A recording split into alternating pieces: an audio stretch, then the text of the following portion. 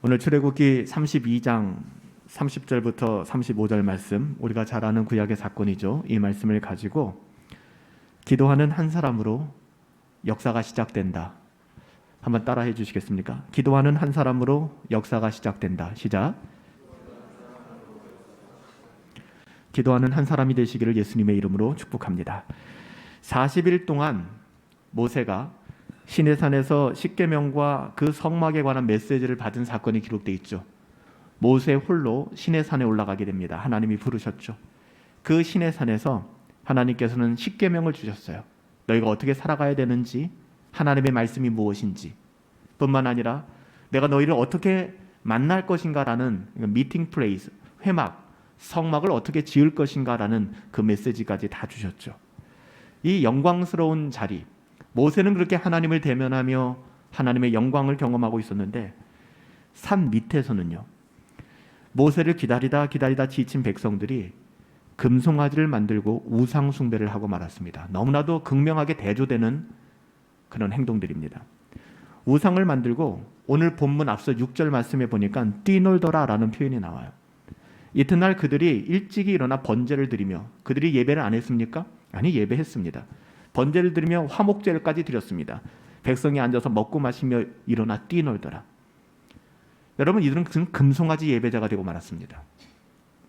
근데 이들은 밑에서 자기들 나름대로 예배를 드렸다라고 얘기하는데 그들의 상태를 표현하는 말이 본문 앞서 6절에 이런 표현이 나옵니다. 뛰놀더라.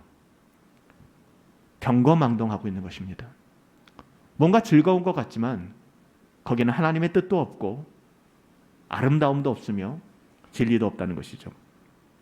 사실 여기서 뛰어논다라는 표현이 우리말로는 굉장히 고상하게 번역이 되어 있지만 이것은 집단적인 성행위를 하는 것을 말하는 이야기입니다.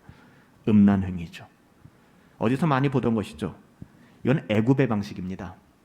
음란한, 그리고 음란의 신들과 교제하는 것, 교접하는 것, 이 모든 것들은 다 이방신들의 문화였습니다. 그러니까 이스라엘의 상황이 지금 어때요? 모세가 시내산에 올라가서 40일이 되었습니다. 지도자가 없어요. 불안합니다. 내가 어떻게 살아야 될까 막막합니다. 애굽을 나온 지 얼마 되지도 않았기 때문에 자기 삶을 어떻게 살아가야 될 것인가 여러 가지 염려도 있었을 거예요. 위기 상황입니다. 이때 여러분 다시 우리가 생각해야 될 게 뭐냐면 예전의 습관들이 다시 살아난다는 것입니다. 우리가 신앙생활을 하다가도 위기를 만나고 어려움을 만나면 여러분 묻지도 따지도 말고 경건에 집중하셔야 됩니다. 답이 그거밖에는 없어요. 그런데 그러지 않다 보니까 계속 불안하죠. 이때 스멀스멀 다시 생겨나는 게 뭔지 아십니까? 예전의 습관들입니다. 이스라엘 백성들이 아버지 자자손손 어떻게 보면 이집트에 머물러 있으면서 그 긴 시간 동안에 거기서 했던 삶의 방식들, 예전의 습관들을 다시 행하기 시작하는 거예요. 굉장히 위험한 것입니다. 이것은 부인할 수 없는 우상 숭배였습니다. 이건 애굽에서 본인들이 하나님 없이 살아오면서 자기의 쾌락을 즐기며 누리는, 자기의 어떠함을 합리화시키는 그런 방식에 불과했던 것입니다. 모세는 지금 시내산에 올라가서 하나님의 영광을 독대하고 있는데 밑에서는 이런 광경이 벌어지고 있는 거예요. 하나님의 자녀들이었는데 다시금 애굽 문화, 바로의 방식으로 돌아가서 세상의 음란한 방식을 취하게 되었다는 것이죠. 신약 성경은 이것을 개가 다시 토한 곳으로 돌아가 버렸다라고 얘기를 합니다. 가면 안 되는 곳인데 이것이 지금 이스라엘의 모습입니다. 아니, 이스라엘이 드리는 예배의 모습입니다. 제가 여러분들에게 누누이 온전한 예배를 새롭게 강조하고 있는 것은 바로 이런 금송아지 예배자들이 되지 않게 하기 위함입니다. 그들 나름대로 예배드리고 있었어요. 하지만 못돼 먹은 예전의 방식들, 정말 악한 예전의 방식들을 답습하여 예배하기 시작하는 것이죠. 하나님이 기뻐하시지 않습니다. 당연히 이런 예배 하나님이 받으셨을까요? 하나님은 분노하셨습니다. 하나님만 분노합니까? 온유함의 대표적인 상징이라고 하는 시편 기자의 모세는 온유하다라고 얘기하잖아요. 이 모세도 분노했습니다. 여러분, 분노할 때 분노할 줄 알아야 돼요. 쓸데없는 곳에 분노하지 마세요. 자기 자존심이 짓밟히고 나의 어떠함이 짓밟힐 때 분노하는 것은 하나님의 자녀들이 아닙니다. 인지상정 어쩔 수는 없겠지만 다윗처럼 하나님이 모욕받으실 때 여러분 지금 모세는 하나님이 모욕당한다라고 생각했던 거예요. 예배가 예배되지 못할 때, 온전한 예배가 되지 못할 때, 예배가 동호회만도 못하게 여김을 받을 때 하나님의 자녀들은 분노하기 시작합니다. 예배가 예배되어지는 것에 대한 갈망함이 있는 것이죠. 25절에 보면 모세가 먼저 이런 백성들에 대하여 이렇게 이야기합니다. 방자하니. 모세가 본즉 백성들이 방자하니 이는 아론이 그들을 방자하게 하여 원수에게 조롱거리가 되게 하였으며, 굉장히 우리가 정말 굉장히 상고해야 되는 말씀이에요. 여러분 누가 방자하게 만들었어요? 이스라엘 백성들을. 아론입니다. 여러분 지도자를 분별할 수 있어야 됩니다. 우리에게 좋은 이야기만 해주고 위로해주고 들어주고 편들어주는 것은 여러분 좋은 지도자라고 볼 수가 없어요. 그렇게 했던 아론이 이스라엘 백성들을 방자하게 만들었습니다. 결국은 어떻게 되었어요? 원수에게 조롱거리가 되었습니다. 여러분 이 문제의 원흉이 누구라는 거예요? 원흉이. 여러분 놀랍게도 아론이라는 겁니다. 아론.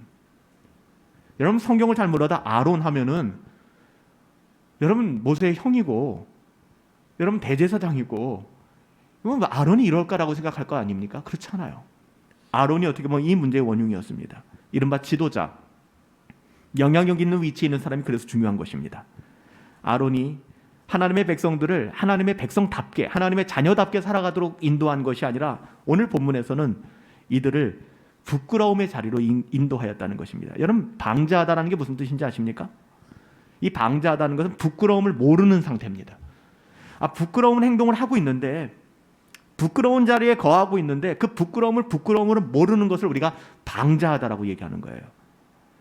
그러니까 지금 이스라엘 모습이 너무나도 부끄러운데 중요한 거, 그 부끄러움조차도 모르고 있는 겁니다. 여러분 여기 진짜 답이 없어요. 하나님이 정말 급하고 강한 은혜를 주셔야 돼요. 하나님이 강하고 급한 은혜를 주시지 않으면 여전히 자기가 부끄러운 짓을 하고 부끄러운 삶을 살고 있다는 것 자체를 자각하지 못합니다. 그러니까 그렇게 살아가는 거예요. 우리말에도 후한무치라는 말이 있죠. 후한무치. 얼굴 낯이 두꺼워서 부끄러움을 모른다라는 거예요. 오늘날 후한무치한 사람들 정말 많잖아요. 그래서 하나님의 자녀들이 세상에서도 후한무치의 조롱거리가 되었다는 거예요. 이러면 안 되잖아요, 여러분들. 방자하니까. 교회가 방자하니까. 오늘날 하나님의 교회가 조롱거리가 된 것은 이렇게 방자하게 행해서 이런 일들이 벌어지게 된 겁니다. 다른 데 이유가 있지 않아요. 그 결과 하나님께서는요, 진노하시죠. 공의의 하나님께서 이렇게 말씀하세요. 내 이 백성들을 진멸해버리겠다. 내가. 진짜 두려운 말이에요. 확 다 쓸어버리겠다라고. 노아의 방주 때처럼 내가 완전히 다 쓸어버리겠다. 그냥 방자하면 방자함으로 끝나는 것이 아니라 하나님의 진노를 격발시킵니다. 그 결과는 죽음이에요. 심판이에요. 그때 하나님께서는 하나님 편에 서 있던 거룩한 자 한 사람밖에 없었죠. 마치 노아처럼. 모세밖에 없었어요. 모세는 시내 산에 올라가서 하나님의 영광을 보았잖아요. 밑에서는 이상한 짓을 하고 있었단 말입니다. 이때 하나님께서 모세에게 이렇게 말씀하세요. 모세야, 나 굉장히 기분이 나빠. 그냥 제 의역입니다. 내가 이 백성 만든 걸 후회해. 다 쓸어버려야겠어. 내가 뭐가 예쁘다고 출애굽을 시키고 뭐가 예쁘다고 이렇게 여기까지 데려왔는지 모르겠어. 나를 버리고 금송아지를 갖다가 예배하는 저 인간들을. 근데 너는 진짜 다르구나 모세야. 내가 너로 말미암아 새로운 민족을 만들게 모세. 여러분이 모세라면 여러분 뭐라고 말씀하시겠습니까? 하나님 그렇죠. 저 인간들 진짜 저도 대책이 없어요. 하나님 제 자손으로 말미암아 다시금 하나님의 민족을 만들어 주세요.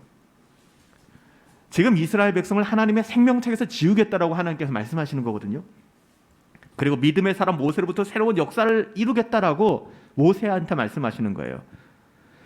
이런 상황 속에서 모세에게는 두 가지 선택이 있었겠죠. 첫 번째, 그냥 그대로 이제 내가 속히 말하는 아브라함이 됐구나. 아브라함의 자손이 믿음의 자손이 된 것처럼 이제는 어떻게 보면은 내 자손이 믿음의 자손들이 되겠구나. 이 방자한 이스라엘, 골백번 들어도 듣지 않는 이스라엘 백성들 다 쓸어버리고, 그래 그렇게 해도 저 사람들은 할 말 없을 거야. 지금 금송아지 앞에서 저게 무슨 짓이야. 그리고 경건한 나 같은 사람을 통해서 믿음의 가문을 세우신다고 하니까 할렐루야지 뭐 그렇게 하시면 너무 좋겠습니다. 하나님. 모세는 충분히 그걸 선택할 수 있었어요. 근데요, 그렇지 않았다는 것입니다. 사실 생각해 보면요, 이런 선택의 문제는 모세에게만 있는 게 아니거든요. 늘상 우리들에게 던져지는 질문입니다. 무슨 이야기냐? 모세 입장에서 생각해 보세요. 나만 위해서 산다 그러면 덥석 그 제안을 받았을 것입니다. 하나님 나에게 축복해 주세요. 다른 사람들은 안중에도 없어요. 제가 망한다고요? 결국에는 자업자득 아니겠습니까? 저 사람이 죄를 지었고 저거밖에 안 되니까, 급이 안 되니까 저 사람은 저렇게 버림받는 것이죠. 근데 저는 다르잖아요. 그럼 하나님 이걸 원하신다고 생각하세요? 단순히 나를 위해서 신앙생활을 할 것인가? 더불어 공동체적인 더불어 신앙생활을 할 것인가? 내 살 길만 찾을 것인가? 공동체를 살리는 길을 찾을 것인가? 여러분, 이때 우리가 조심해야 될 것은 나 자신만을 위한 결정을 내리셔서는 안 된다는 겁니다. 여러분 보세요. 31절 32절에 보니까 모세가 어떤 행동을 내렸습니까? 어떤 결정을 내렸습니까? 모세가 이렇게 고백합니다. 여호와께 나아가 여짜오되 슬픕니다. 하나님 슬프도소이다. 이 백성이 자기들을 위하여 금신을 만들어 싸우니 그 죄가 이루 말할 수가 없습니다. 하나님 제일 싫어하시는 우상 숭배. 그러나 이제 그들의 죄를 좀 사해 주세요. 그 다음 말이 멋있어요. 정말 할 수 없는 말이지만 멋있는 말이에요. 그렇지 아니하시면 원하건대 주께서 기록하신 그 생명책에서 내 이름을 지워버려 주세요. 좀 하나님 앞에서 경거망동한 행동이죠. 근데 이 모세의 마음이 어떤 거였어요? 모세야, 너만 진짜 이쁜 짓 했구나. 너에게 상 다 줄게. 다른 사람들은 다 내가 심판할 거야. 이러면 그냥 우쭐해지는 게 아니라 모세가 저 이상 필요 없어요. 차라리 이 사람들을 다 심판하실 거라면 나까지 심판해 주세요. 살려달라는 이야기를 하는 거예요. 여러분, 지금 모세의 기도가 이런 겁니다. 그렇지 않으면 내 이름을 생명책에서 지워주십시오. 그러니까 모세는 지금 공동체의 회복이죠. 공동체의 구원을 위하여 자기의 인생 따위는 집어 던지는 겁니다. 여러분, 이런 교회가 있을까요? 이런 지체가 한두 사람이라도 있다면 그 교회는 회복과 부흥을 경험하게 될 것입니다. 오늘 설교 제목 기억나시죠? 기도하는 이 한 사람으로 역사가 시작되는 것인데 그 사람이 없어요. 다 자기의 어떠함만 구하고, 자기가 만족 못하면 시험 들었다고 하고,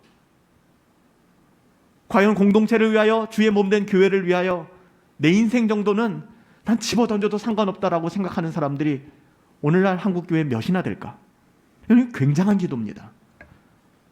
하나님께서 원하시는 기도예요. 우리가 여기서 눈여겨볼 것이 있는데요. 지금 지금 모세는요, 죄는 누가 지었어요? 자기는 하나님의 영광을 보았다고요. 시내산에서. 죄는 이스라엘이 지었어요. 근데 그 벌을 누구에게 달라 그래요? 나에게 달라 그래요. 이게 상식적이지 않잖아요. 눈에는 눈, 이에는 이. 여러분, 타락한 주제에 자기 주제 파악도 못하는 인간들이 함무라비 법전을 사랑하잖아요. 늘 사고방식 자체가. 눈에는 눈, 이에는 이. 정당한 대가를 요구하며 복수 법전이, 복수하는 그 법률이 나를 만족시킨다라고 생각하는 게, 그게 타락한 인간의 주제 파악도 못하는 그 실존 아니겠습니까? 죄는 그 사람이 졌는데 왜 내가 죄값을 담당하냔 말이에요. 굉장히 상식적이지도 않고 이성적이지도 않은 기도를 지금 모세가 하고 있는데요. 하나님께서는 이 기도를 통해서 이스라엘을 살리십니다. 공동체를 회복시킨다고요. 여러분, 예수님이 보여준 삶이 어떠셨습니까?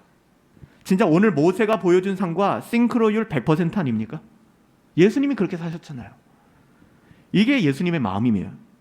하나님이 기뻐하는 마음. 모세의 이런 모습은 우리 분당 허브교회가, 다른 교회 이야기하지 말고 우리 분당 허브교회가 어떤 모습이어야 하는지를 너무나도 잘 보여주는 대목입니다. 자기 자신과 공동체를 동일시하는 거예요. 여러분들, 이 쉽지가 않죠. 내가 여러분들과 다르지 않다라고 생각하는 거예요. 여러분이 나라고 생각하는 거예요. 여러분들이 아프면 내가 아프고, 여러분들이 행복하면 내가 행복하고. 여러분, 이 마음이 중요하다는 겁니다. 걔는 걔고 나는 나야. 여러분, 혹시 이런 마음을 가지고 계세요? 걔는 걔고 나는 나야. 여러분, 100번 기도해 보십시오. 그 기도에 절대 능력이 없습니다. 여러분, 신앙은 그걸 이야기하고 있지 않아요. 걔는 걔고 나는 내가 아닙니다. 교회 안에서 이런 마음은 개인주의라기보다는 이기주의에 가까워요. 나만 생각하는 것이죠. 하나님의 자녀들은 은혜 받은 자로서 결코 이기적인 삶을 살아갈 수 있을까요? 없죠. 은혜를 받았는데 어떻게 이기적으로 살아가요? 은혜를 받지 않았으니까 이기적으로 살아가는 겁니다. 은혜를 받으면 이타적인 마음, 누군가를 배려하고 섬기고 안아주는 그 마음들, 서로가 서로를 생각하고 그렇게 마주대해야 되는 것이죠. 그렇게 하나라는 마음이 서로를 위하여 기도하는 능력이 되는 거예요, 여러분들. 그게 공동체의 기도이어야만 합니다. 여러분, 이런 기도를 해보셨어요? 그의 아픔이 내 아픔이 되고 그의 기쁨이 내 기쁨이 되는 거, 그것이 하나님의 뜻을 이루는 공동체의 기도의 능력이라는 겁니다. 여러분, 멀리 떨어져서는 안 돼요. 동일시해야 돼요. 동일시 같아야 된단 말입니다. 이게 쉽지가 않죠. 그렇게 그리스도 안에서 한 몸이 될 때 드디어 강력한 기도가 교회에서 뿜어지게 되는 것입니다. 사분온열되어서 자기의 어떠한 만, 그러니까 시끄러운 것뿐이에요. 기도를 하는데 시끄럽기밖에 안 해요. 세상도 변화되지 않고 심지어는 교회도 안 바뀌어요. 자기만 증명하려고 떠들어대니까. 너는 너고 나는 나야. 여러분, 이런 기도의 능력이 없습니다. 서로를 향하여 동일한 마음을 가지고 나가야 기도의 능력이 있다고 말씀드렸어요. 형식적인 위로가 됩니까? 많이 힘들겠다. 위로 안 돼요. 그 사람도 안다고요. 저도 여러분들에게 문자를 드리고 여러분들에게 전화를 드릴 때 그게 제일 두려워요. 목사님 습관적으로 형식적으로 이렇게 말씀하시나? 그렇지 않아요. 적어도 좀 그렇지 않아요. 형식적인 위로, 형식적인 기도는 오히려 공동체 안에 불신의 성을 쌓죠. 또 이런 얘기 하는구나. 또 토요일이니까 지역장님들이 문자 하시는구나. 또 뭐 주중에 한번 목사님 또 문자 하시는구나. 여러분, 이렇게 생각하게 되면은요, 생각하는 사람도 문제지만 그렇게 말하는 사람도 많이 고민해 봐야 되는 거예요. 내가 혹시 그렇게 이야기하고 있지는 않은가. 결국 공동체 불신의 성만 높아집니다. 그러니까 교회가 따뜻하지도 않고 신앙 공동체 안에서의 교제도 없게 되는 거예요. 여러분, 하나 되어 기도하는 것이 교회가 하나님께 쓰임받는 겁니다. 여러분, 하나 되어 기도하십시오. 이렇게 쓰임받는 것을 신약 성경이 뭐라고 얘기하는지 아세요? 합당한 자다라고 얘기합니다. 합당한 자. 그럼 그렇게 쓰임받지 않으면 합당하지 않은 자가 되는 거예요. 합당하다가 영어로 worthy. 가치 있다라는 거잖아요. 여러분, 교회의 가치는 거기에서 실현되는 겁니다. 예수님이 예루살렘에 입성하실 때 세상에 수많은 나귀가 있지만 예수님이 타셨던 나귀가 있잖아요. 이렇게 말씀합니다. 주가 쓰시겠다 하라. 진짜 멋있는 말, 영광스러운 얘기 아닙니까? 왜 하필 나야 재수 없게? 그거 아니잖아요. 예수님이 예루살렘에 들어갈 때 나귀를 타고 들어갔는데 제자들에게 저기 가면 나귀 한 마리 있다. 그거 데리고 와라. 주인이 묻거든 주가 쓰시겠다 하라. 여러분, 세상 모든 나귀가 쓰임받는 게 아니라니까요. 주님이 쓰시겠다 하시고 그때 그 자리에 순종함으로 쓰임받을 수 있는 것입니다. 우리는 어때요? 지금 적어도 그 자리에 머물고는 있잖아요. 예배당 안에 들어와 있고 신앙 안에 들어와 있잖아요. 주님이 쓰시겠다고 하실 때 나의 뜻으로 우기지 마시란 말이에요. 순종함으로 모세와 같이 쓰임 받으십시오. 이게 하나님 보시기에 합당한 사람입니다. 하나님의 자녀다운 삶, 어렵지 않아요. 바로 그겁니다. 우리는 청지기로서 하나님에게 쓰임받는 그렇게 합당한 자로 살아가야 합니다.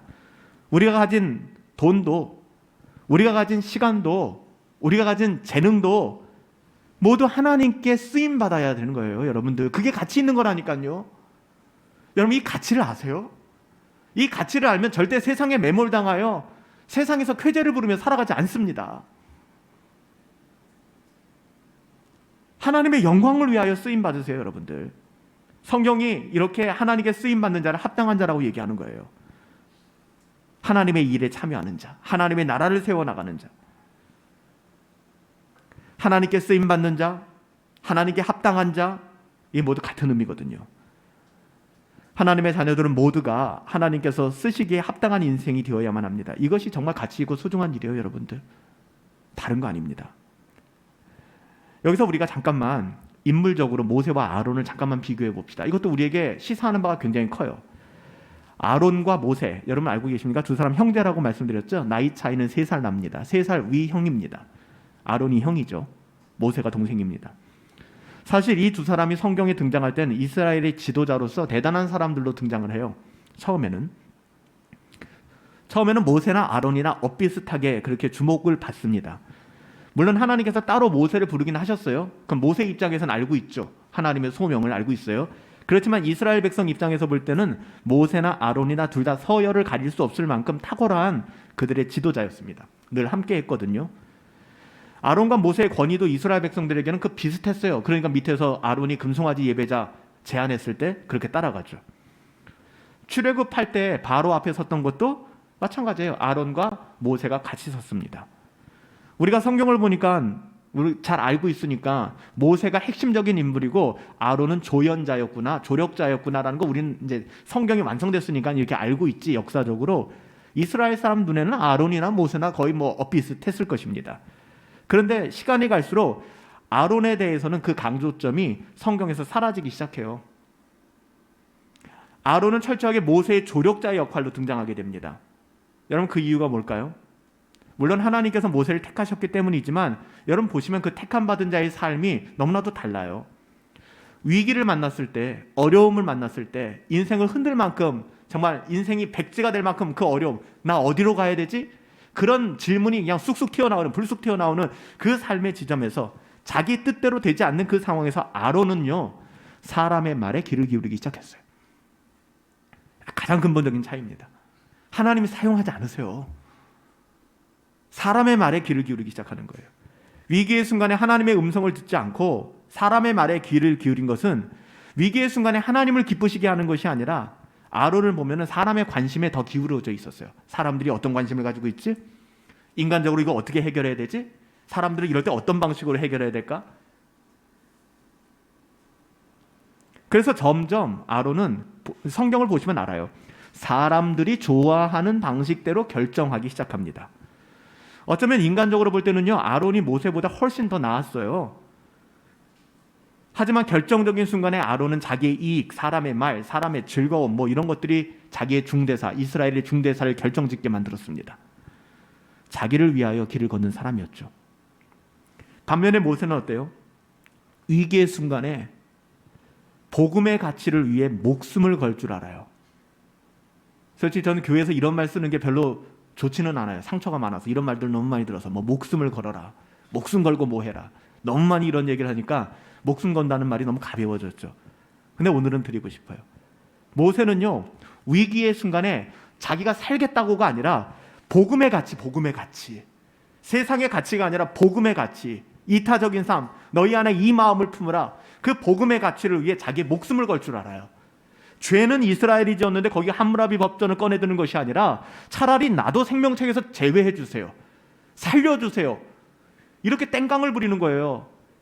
이게 경거망동한 게 아니라고요. 하나님께서 이 마음을 기뻐하세요. 여러분들, 이 마음을 즐거워하신다고요. 자신의 신변을 보호하기 위해서가 아니라 오히려 이스라엘 백성을 살리기 위해서 자신의 어떠함을 추구하지 않고 하나님 앞에 기도에 무릎을 꿇는 거예요. 여쭤보고 싶어요. 여러분들은 나 아닌 누군가를 위하여 얼마나 기도에 무릎을 꿇으십니까? 좀 더요. 여러분의 가족을 제외하고 공동체의 누군가를 위해서 여러분 얼마나 무릎을 꿇으십니까? 왜 교회가 드라이해져 갈까요? 왜 교회가 메말라져 갈까요? 왜 교회가 생명력이 없어져 갈까요? 오늘날에 이러한 기도자들이 사라지고 있기 때문입니다. 다 나만 알아요. 나만 알아요. 여러분, 우리의 마음은 자꾸만 아론에게 기울어질지 모르겠지만 모세의 삶을 사모하십시오. 이런 삶이 하나님께 기쁨이 되며 우리에게도 기쁨이 되는 거예요. 여러분들, 모세같이 살아야 하나님의 자녀이지, 아론처럼 위기의 순간에 그냥 금송아지 예배자가 되어서 여러분 어떻게 되겠습니까? 세상과 타협하고, 그러니까 세상인지 난지 구분이 안 되는 거예요. 여러분, 예배당을 떠나서 만나는 대부분의 사람들이 다 세상 사람들 아닙니까? 그러니 그 세상 사람들의 가치관이 내 가치관이 될 수밖에 없는 거예요. 여러분, 그들을 만나서 복음의 가치에 대해 이야기합니까? 안 하잖아요. 가만히 듣고 있다 보면 나도 여러분들 거기에 물들게 되는 거예요. 세상과 타협하고, 우리의 눈에 들어오는 건 세상의 가치. 뭐 여러분들은 어떻게 사시는지 모르겠지만 요즘 뭐 2030 아니면 전 국민의 관심사들이 뭐 가 있는 것처럼 뭐 정치 문제라든지 부동산 문제라든지 주식 문제라든지 이게 마치 삶의 전부인 것처럼 세상의 가치에 매몰되어서 시간만 있으면 거기에 투자하고 돈만 있으면 거기에 투자하고, 여러분 이게 하나님의 자녀들입니까? 이 변절자가 돼가는 신앙의 변절자. 적어도 초대교회의 믿음의 사람들, 믿음의 신자들, 종교개혁 시기에 그 어려움 속에서도 신앙을 지켰던 믿음의 선배들, 그들로부터 변절한 거죠. 더 나아가서는 예수 그리스도의 은혜의 복음. 우리는 순간순간마다 어디에 우리의 삶을 헌신할 것인지, 우리의 목숨을 걸 것인지 여러분 분별할 수 있어야 됩니다. 전 여러분들에게 말씀드리고 싶어요. 정말 우리의 목숨을 걸 만한 것은 오직 은혜의 복음밖에 없습니다. 다른 곳에 목숨 걸지 마세요. 허무한 것입니다. 모세처럼 예배하고 모세처럼 기도하고 모든 것을 드릴 줄 알아야 돼. 그 기도하는 한 사람으로 역사가 시작되는 거예요. 분당 허브교회가 개척되어진 지 7년이 되었지만 어떻게 보면 그러한 기도자들이 세워짐으로 말미암아 교회는 새롭게 시작되어지는 것입니다. 세상에 감당할 수 없는 능력을 갖게 되는 거예요.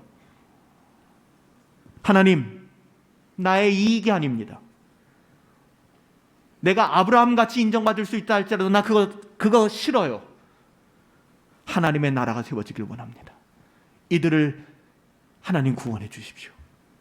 여러분, 이때 참된 회복과 평안이 우리에게 임하는 겁니다. 한번 해보세요. 여러분, 아론은 어땠습니까? 모세와는 전혀 달라요. 보면은 오늘 본문 앞부분을 살펴보면 이 악한 백성이 왜 그랬느냐, 제3자 화법을 사용합니다. 너 때문에 그랬다고. 너 때문에. 가끔은 물어봐요. 우리 애들이 왜 그런지 모르겠어요. 답은 부모에게 있거든요. 당신들 때문에 아이들이 이렇게 됐어요. 그건 몰라요. 교회가 왜 이 모양이 되었을까요? 당신 때문에, 목사 당신 때문에 이렇게 되었습니다. 그걸 모르는 거예요. 그러니까 맨날 성도 탓하고, 성도는 목사 탓하고, 교회들이 맨날 싸우는 거예요. 정말 우리 교회는 그렇지 않아서 얼마나 전 감사한지 모르겠어요. 그럼 아론이 그랬어요. 백성들이 그러자고 했다고. 진짜 한심합니다. 책임 전가의 끝판왕. 그 엄청난 배도의 현장에 나는 안 했어요 라고 얘기하는 거예요. 나는 안 했어요가 어떻게 나옵니까? 그러고 나서는 더 얼마나 황당한 얘기를 하는지 아세요? 나중에 이것이 이제 들통나고 하나님의 심판 앞에 놓이게 되니까, 아니 그냥 금덩어리가 있어서 금덩어리 그냥 저기다 던졌는데 그 금덩어리가 황금 송아지가 됐어요. 말도 안 되는 거짓말. 사람이 위기에 몰리게 되면 이런 거짓말을 막 난무하게 합니다. 이런 거짓말이 난무하는 거예요.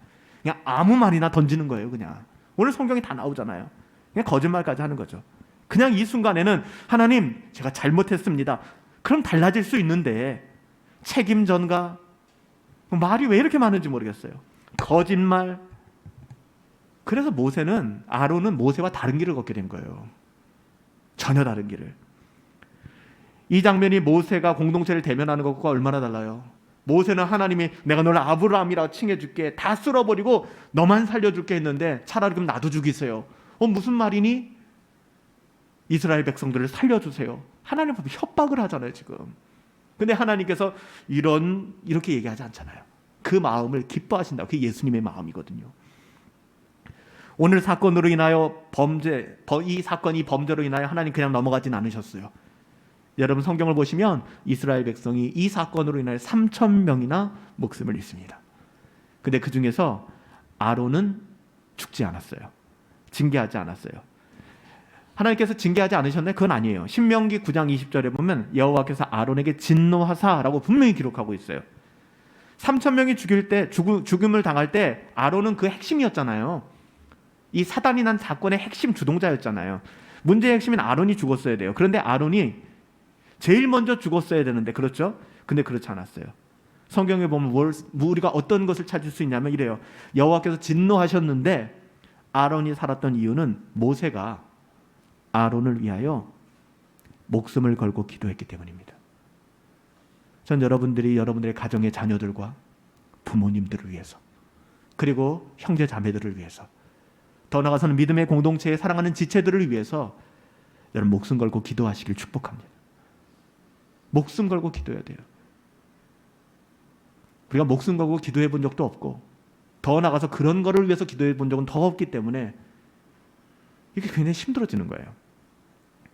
형제를 위해 생명을 놓고 기도해야 된다는 겁니다. 여러분 얼마나 기도하십니까?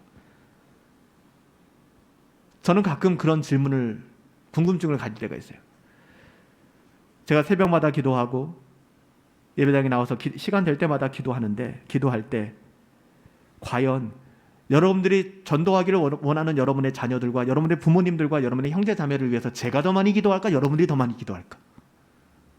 여러분들이 더 많이 기도한다는 것에 대한 확신이 제가 없더라고요. 그러니까 오늘 예배팀들 모였을 때 제가 물어봤어요.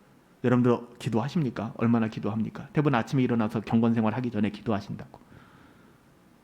여러분 그때 그 기도가 정말 목숨을 거는 공동체를 위한, 내 자녀를 위한, 내 가정을 위한, 부모님들을 위한 그런 기도가 나올까요? 여러분 어떻게 생각하세요?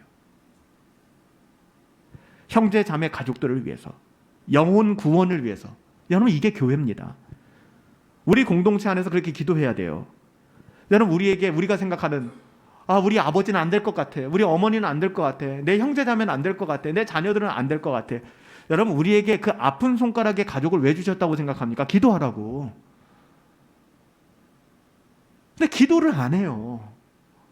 그 아픈 손가락을 주신 이유는 기도하라는 겁니다. 우리가 잊지 말아야 될 것은 하나님의 거룩한 일을 이룰 때 하나님의 거룩한 역사가 일어나지 않습니까? 그 역사가 일어날 때 조나단 에드워즈도 그랬고요. 여러분 미국의 1차, 2차 대각성운동이 일어나고 종교개혁이 일어날 때 하나님이 거룩한 일을 이루실 때 항상 그 일을 위해서 목숨 거는 기도의 사람들이 세워졌었어요.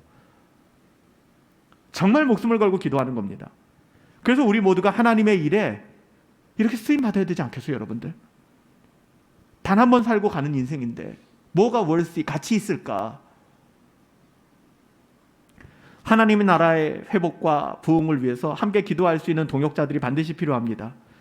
전도서 말씀처럼 제가 늘 말씀드리지만 한 사람은 능히 패하겠지만 두 사람이 서너 사람이 모이면 그 삼겹줄은 끊어지지 않는다. 인간이기 때문에 기도도 같이 해야 할 맛이 나요, 여러분들. 부인할 수 없습니다. 독야청청 나 혼자 신앙생활 그거 되게 어렵습니다. 그냥 성도들이 맨날 만나면 신앙 안에서 교제하고 이야기하고 만나고 회복하고. 어저께 형제 두 분이 청소 도와주러 오셨는데 어떻게 보면 인간적으로 낚였다고 생각할지도 모르겠어요. 청소 한 30분 하고 나서 커피나 한잔 할까? 차나 한잔 할까? 그럼 목사하고 얘기하면 2시간 3시간 무슨 얘기하겠습니까? 당장 또 설교 들어야죠. 물론 돌아서면 내가 또 꼰대 노릇했나? 근데 어쩔 수가 없는 거예요. 그래도 감사하게 형제들이 헤어질 때는 오랜만에 이렇게 목사님 만나서 교제하니까 너무 좋아요. 이게 신앙의 교제는 필요한 것 같아요. 그래서 저기서 한 말도 또 했어요. 그렇지, 신앙의 교제가 필요하지. 근데 더 최악의 경우는 신앙인들끼리 만나서 세상 얘기하고 헤어지는 거지. 신앙인들끼리 모였는데 복음의 가치가 없어요. 다 자기 증명하는 얘기들, 세상 살아가는 얘기들밖에 없다는 거예요. 여러분, 오늘날에는 기도하는 사람들이 필요합니다. 나의 어떠함이 아니라 하나님의 나라와 잃어버린 영혼들을 향한 민망한 마음으로 죽으면 죽으리라. 이게 와닿습니까? 근데 필요해요. 죽으면 죽으리라. 그런 기도자들이 반드시 필요한 거예요. 여러분 오늘 여러분들에게 기도에 대해서 말씀드리잖아요. 부탁드려요. 기도하는 일에 여러분 인생을 거세요. 조금만 더 시간을 투자하세요. 조금만 더 우선순위를 두세요. 모세는 이렇게 기도하는 사람이었어요. 절대로 도망가지 마세요. 회피하지 마세요. 타협하지 마세요. 하나님께 쓰임받는 인생 살아가야죠, 여러분들. 그래야 되지 않겠습니까? 자기 자신만 알고 자기 욕구만 따라 살면 그 인생 잘 될 것 같아요? 초라한 인생입니다. 그 사람은 몰라요. 방자히 행하니까 자기가 부끄러운 줄도 모르고 잘 살고 있다고 생각해요. 아니에요. 너무나 초라한 인생이잖아요. 믿음의 눈으로 보면. 하나님의 영광을 위하여 살아가겠다라는 그 작은 결정이 결국에는 얼마나 인생에 형언할 수 없는 영광이 되는 줄 몰라요. 여러분 이게 축복입니다. 여러분 그거 아세요? 축복하다, 복주다, 영어로 blessing이죠. blessing. 이 blessing이라는 어원이 bleed라는 말에서 왔어요. 이 bleed라는 말은 무슨 뜻이에요? 피를 흘리다라는 말입니다. 놀랍죠? 축복은요, 성경적으로 또 어떻게 보면 어원도 그래요. 피를 흘리는 거예요. 희생이 흘러가는 겁니다. 이게 축복이에요. 예수님께서 bleed, 피를 흘리심으로 말미암아 우리를 blessing, 축복해 주신 겁니다. 우리가 축복의 통로이라고요? 우리가 축복의 통로가 되기를 원한다면 우리의 삶의 자리에서 우리를 증명하는 게 아니라 bleed, 피를 흘려야 되는 겁니다. 그게 축복의 통로로 살아가는 거예요. 내가 희생하기 시작하면서부터 블리딩하기 시작하면서부터 하나님께서 블레싱을 주신다는 걸 여러분 꼭 기억하세요. 내가 반드시 너를 축복하리라 라는 말을 그냥 내게 복을 주신대 이것만 보고서 뭐 세상적인 복으로 이걸 해석하지 마시고, 우리가 블리딩 피를 흘릴 때, 우리가 섬길 때, 모세처럼 살아갈 때, 기도할 때 여러분 그렇게 살아가세요. 하나님의 복을 주신다는 겁니다. 이게 성경적인 여러분 근거로 우리에게 주어진 말씀이에요. 공동체 안에서 이기적인 것 여러분 굉장히 위험합니다. 나만 아는 거. 그리고 나는 나고 너는 너니까 나는 깊이 관여하지 않을 거야. 굉장히 위험한 태도죠. 그러지 마세요. 저 사람이 신앙적으로 좀 힘들어하고 있는데 무슨 오지랖, 내가 저 사람에게 못하러 관여해. 그러지 마시라는 거예요. 저도 그럴 때가 있거든요. 트라우마가 있으니까 그냥 물러설 때가 있어요. 그래서는 안 돼요. 그럼 망하는 길입니다. 또 우리가 간섭하는 건 어때요? 누가 무슨 일이 있는 것 같으면 계속 찾아가서 물어보죠. 그게 정말 그 사람을 위해서 물어본다고 생각하세요? 내가 원하는 것, 하고 싶은 것만 간섭하기 시작하는 거예요. 그러니까 사실 이거는 그 사람에 대한 관심과 걱정이라기보다는 나의 만족이 알고 싶으니까. 그러니까 꼬치꼬치 캐묻게 되는 것이죠. 나중에 돌아서면 그 사람하고 대화한 게 별로 기쁘지가 않은 거예요. 그런 경우 있으시죠. 기도 제목을 묻는 척하지만 결국에는 요즘 어떻게 지내는지 내 궁금증을 좀 채워가고 싶은 것이고, 뭔가 권면하는 것 같지만 결국에는 자기 자신을 증명하고 싶어하는 그런 태도들이 얼마나 많은지 몰라요. 여러분 정말 교회 안에서 이런 이기주의가 만연하게 되면은 이웃의 영혼도 죽고 자기 영혼도 피폐해지는 독성을 가지고 있으면 다 망하는 겁니다. 그렇게 살아가서는 우리가 안 돼요. 복음은 이타주의, 희생, 하나님을 사랑하잖아요. 우리가 하나님을 사랑하기에 내 이웃을 내 몸같이 사랑할 수 있는 그런 마음, 이게 예수 그리스도의 마음이잖아요. 여러분들 그렇게 살아갈 수 있는 것이 블레싱, 축복이에요. 브리딩 하면서 살아가는 게 피를 흘리는 것이. 그렇게 살아갈 수 있기를 우리는 생명을 걸고 정말 때로는 물러설 곳이 없다라는 그 마음을 가지고 배수의 진을 치고 기도해야죠. 제가 지난주에 여러분들에게 말씀드렸던 독서 100편 의자현, 정말 그렇게 한번 살아보셨어요? 자꾸만 여러분 뜻으로 해석하려고 하지 말고 해석이 안 되면 그냥 100번이라도 한번 순종해 보겠다. 그렇게 해보신 분들은 의자현, 깨달아짐을 얻었을 겁니다. 이게 여기 은혜가 있구나. 이렇게 살아가야 되는 거예요. 누가 나라와 민족, 누가 가정과 교회를 살릴 수 있습니까? 바로 기도하는 사람이에요. 목사가 아닙니다. 장로가 아니에요. 집사가 아닙니다. 기도하는 한 사람. 기도도 나 자신을 위한 기도가 아니라 지금 제가 말씀드린 이 모세의 기도. 모세의 기도가 그렇게 강력했던 것, 여러분 기도했던 거 아닙니까? 아무도 기도하지 않고 심지어 우상 숭배할 때에도 독야청청 정말 그때도 기도하잖아요. 불평하지 않잖아요. 왜 나만 기도합니까? 라고 얘기하지 않잖아요.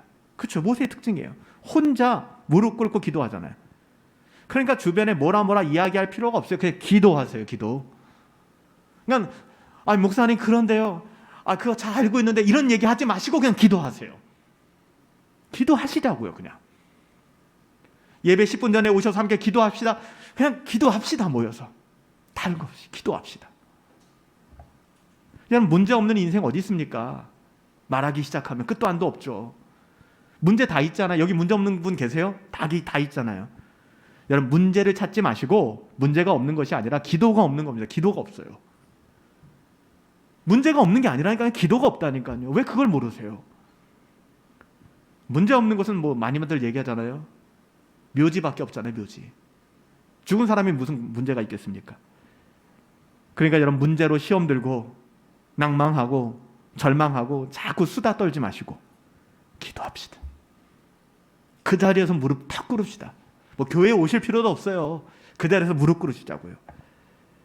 여러분 마지막에 기도는요 문을 여는 겁니다. 오늘 우리가 찬양했잖아요. 문들아 머리 들어라. 이 영어 성경에 of your door, 네 문이 열릴지어다, 들릴지어다, 열릴지어다. 영광의 왕이 들어가신다. 여러분 기도하면은요 절대 막힌 게 아닙니다. 절대로요. 문이 열릴 것입니다. 할렐루야. 그냥 정말 열릴 것입니다. 기도해 보세요. 견고한 성벽이 있어요. 여러분들 앞에. 그렇죠? 그 견고한 성벽 깨부수려고 하지 마시라고요. 하나님이 주신 지혜를 가지세요. 문을 열면 됩니다. 문을. 왜 그걸 깨려고 그러세요? 여러분 그 성은 문이 열리면 무너지게 되는 것입니다.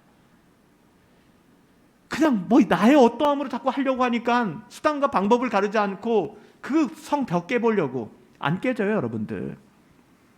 여러분, 기도는 그 문을 여는 것입니다. 문들아, 머리 들어라. 들릴지어다 영원한 문들아. 나 자신을 증명하기 위한 것이 아니라 영광의 왕이 들어가시리로다. 얼마나 멋있습니까? 가슴이 뜨거워져요. 그러니 여러분, 기도하는 일에 희생 제물이 됩시다. 거룩한 산 제사. 로마서 12장 1절 말씀. 성경에 나오는 기도들이 다 그렇잖아요. 목숨 거는 기도. 간단한 기도 없잖아요. 다들 그렇잖아요. 죽으면 죽으리라. 희생의 기도. 심지어는 모세는 생명책에서 내 이름을 지우십시오. 야, 진짜 대단해요. 이게 죽으면 죽으리라는 기도거든요. 목숨 걸고 기도하는 겁니다. 야, 난 이렇게 기도해봤나라는 솔직히 자괴감이 들었어요. 저도. 우리 살아가는 성도들 바라보면서, 나에게 맡겨주신 양떼들을 바라보면서, 함께 신앙생활하면서 가족이라는 이름을 붙여서 허브 가족이라는, 이 가족이라는 말이 역겨워져서는 안 되잖아요. 진짜 가족이냐고 묻게 되는 거죠. 정말 내 가족인가? 내 가족이 저렇게 사망의 음침한 길을 걷고 있는데 나는 그냥 위로해주나? 기다려주나? 제 자식이 그렇게 살면은 너무너무 사랑함에도 불구하고 때로는 체벌을 하고 때로는 제가 징계를 하는데 내 가족과 이 가족이 다른 거 아닐까? 부끄러워지는 거예요. 여러분, 인생에 이런 영적인 눈이 열리고 하나님의 뜻을 분별하게 되면 제가 지금 말씀드리는 이 내용들을 우리는 알게 돼요.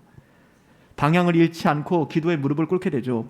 여러분, 여러분의 그런 기도가 오늘 이 모세의 기도와 같은 기도가 될 수 있게 되길 바라요. 나의 그 어떠함이 아니라. 우리가 방향을 찾을 수 있는 길은 하나님의 말씀으로 돌아와 우리의 인생을 해석하는 것입니다. 예수님이 전부입니다. 내게 신앙이 전부입니다라고 이야기하지만 신자들이 왜 세상에서 지리멸멸한 삶을 살아갈까? 복음보다는 정치에 관심이 더 많고, 복음보다는 먹고 사는 문제에 더 관심이 많고, 그런 쾌락의 자리가 예배의 자리보다 훨씬 더 강력하니까 결국 우리는 금수와 강아지 예배자들과 다를 것이 없는 삶을 살아가게 되는 것입니다. 이렇게 방향을 잃어버리고 사분오열된 이유는 우리가 하나님의 말씀을 떠나 기도를 잃어버렸기 때문이에요. 여러분, 다시 말씀드려요. 기도합시다. 2022년은 좀 특별한 한 해가 되었으면 좋겠어요. 2년 동안 팬데믹, 코로나, 언젠가부터 우리 함께 뜨겁게 기도하는 거 다 잃어버렸잖아요. 우리 정말 2022년도에는 예배를 회복하고 신앙의 모범을 좀 다시 회복할 수 있는 은혜가 우리 가운데 있었으면 좋겠어요. 사람의 어떠함으로는 안 되니까 기도해야 되지 않겠습니까? 기도해야죠. 숫자가 중요한 거 아닙니다. 여러분, 존 웨슬레가 이렇게 얘기했어요. 하나님, 내게 2사람만 주십시오. 100명도 아니에요. 저도 이 기도를 하게 되더라고요. 새벽에. 하나님, 제게 2사람만 주십시오.